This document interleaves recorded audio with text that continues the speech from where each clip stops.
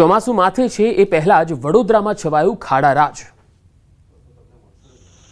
રાજ્યમાં ચોમાસાનો માહોલ જામ્યો છે ત્યારે વડોદરા મહાનગરપાલિકાના સત્તાધીશો અને અધિકારીઓ હજુ કુંભકર્ણની નિંદ્રામાં છે। પ્રી મોન્સૂન કામગીરીના તો કોઈ ઠેકાણા નથી, ઉપરથી આખા શહેરને ખોદી રાખ્યું છે। મહાનગરપાલિકા દ્વારા ઠેર ઠેર ખાડા ખોદવામાં આવતા વડોદરામાં ખાડા રાજ છવાયું। સમા વિસ્તારમાં સ્પોર્ટ્સ કોમ્પ્લેક્સથી લઈ અયપ્પા ગ્રાઉન્ડ સુધી વરસાદી ગટર નાખવાની કામગીરી ઘણા લાંબા સમયથી ચાલી રહી છે। મંથર ગતિએ ચાલતી આ કામગીરીના કારણે સ્થાનિકોની મુશ્કેલીમાં વધારો થયો છે।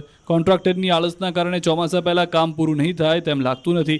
વરસાદી ગટર પ્રોજેક્ટના અધિકારીઓની લાલિયાવાડીના કારણે કોન્ટ્રાક્ટર બેફામ બન્યા છે અને છેલ્લા 10 દિવસથી કામ બંધ કરી દીધું છે। સ્થાનિક કોર્પોરેટર પણ લોકોની વેદના સમજતા નથી। વળી કેટલાક સ્થળોએ તો વરસાદમાં રસ્તા પર જ ભૂવા પણ પડવાના શરૂ થઈ ગયા છે। ત્યારે અધિકારીઓ અને કોન્ટ્રાક્ટરોની લાપરવાહીના કારણે છેવટે નાગરિકોએ મુશ્કેલી વેઠવાનો વારો આવ્યો છે।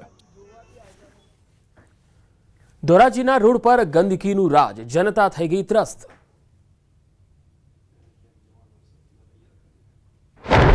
ચોમાસું હવે દસ્તક આપી રહ્યું છે। રાજ્યની પાલિકાઓ ચોમાસા પહેલા પ્રી મોન્સૂન કામગીરી કરે છે, પરંતુ રાજકોટની ધોરાજી પાલિકા તંત્ર જાણે કે હજુ ઊંઘમાં જ હોય એમ લાગી રહ્યું છે।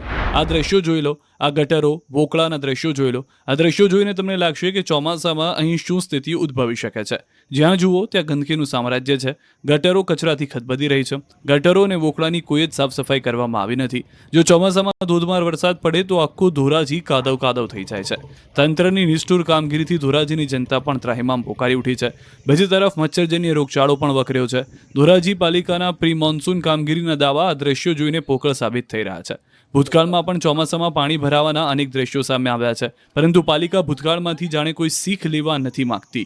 ઉપરથી ડેપ્યુટી કલેક્ટર પણ ચીફ ઓફિસરની દેખરેખમાં જ કામ થતું હોવાનો ખોખલો જવાબ આપ્યો છે। ત્યારે પ્રી મોન્સૂન પ્લાનની કામગીરી માટે પાલિકાની નીતિ અને નિયત પર અનેક સવાલો ઊભા થઈ રહ્યા છે।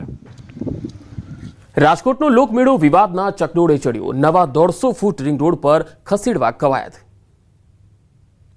તંત્રે રાજકોટમાં યોજાતા ઐતિહાસિક લોકમેળાની તૈયારી શરૂ કરી દીધી છે, પરંતુ લોકમેળાના આયોજન સ્થળને લઈને હજુ અસમંજસ છે।